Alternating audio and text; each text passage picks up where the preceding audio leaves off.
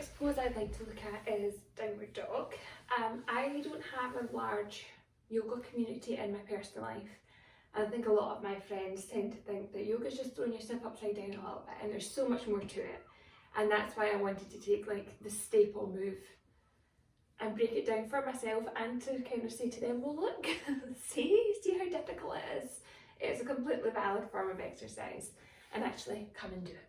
So that's why I'm choosing the staples of the poses. So for Downward Dog, we want to come into an all fours position. We want our knees to be hip width apart and parked under our hips. We want our hands under our shoulders, and we're using the pads of our fingers to push the ground away from us. We do not want to collapse into that ground. And our core should be engaged, You might want to suck your tummy button into your spine to give that real feeling of engagement. Now to begin with, we want to tuck our toes under at the back and lift our knees off the mat. The next move we want to make is fluid and requires all of your body really. So as we tip our tailbone up and towards the back of our heels, we also want to move our torso towards our thighs as if they are magnetized. We don't want to lose control of our head, we don't want to be dropping, we want the crown of our head to be pointing towards our thumbs.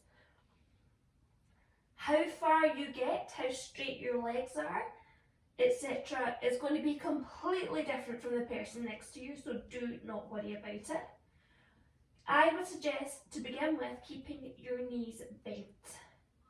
You can then take some movement, pedaling out through each foot, finding strength through your wrists, through your shoulders, and then when you're ready, find stillness. Now again, your legs do not have to be straight, your heels do not have to be touching the mat. If you can get them there, great. If you can't, it does not worry. Do not worry about it, it doesn't matter. It's how it feels rather than how it looks. So when you find your stillness, take a couple of rounds of deep breath. Maybe aim for 5, breathing in and out.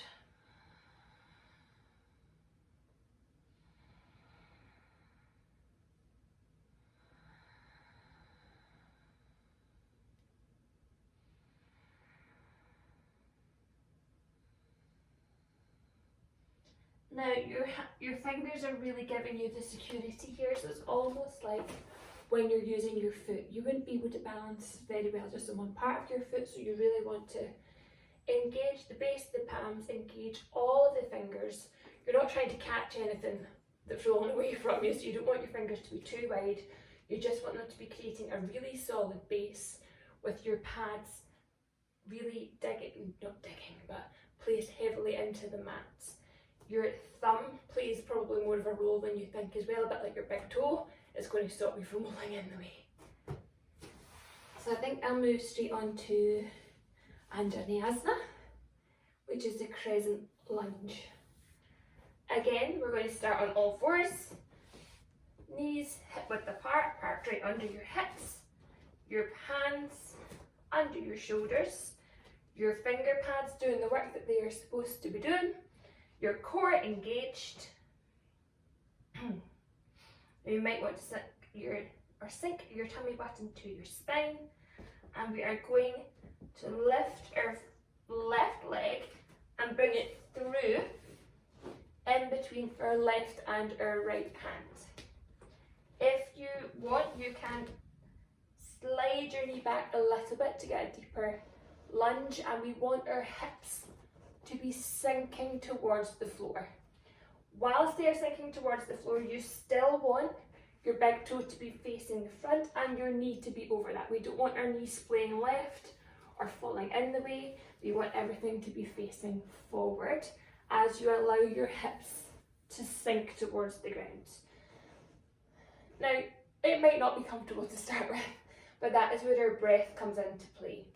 Taking our breath, sending our breath to our hips will allow our muscles to relax, and it won't feel quite so strenuous after a couple of rounds of breath.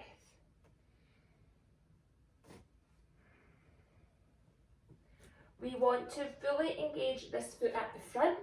Again, as I was saying about our hands, we want all 4 points of the foot to be engaged, keeping you nice and stable.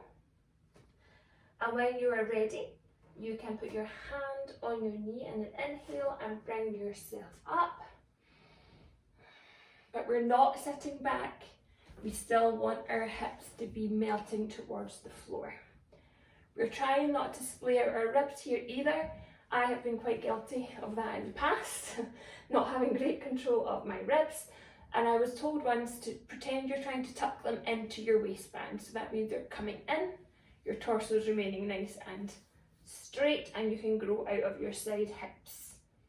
Now, if you are comfortable doing so, you can raise your hands to the sky and allow your gaze to follow to the tops of your fingertips.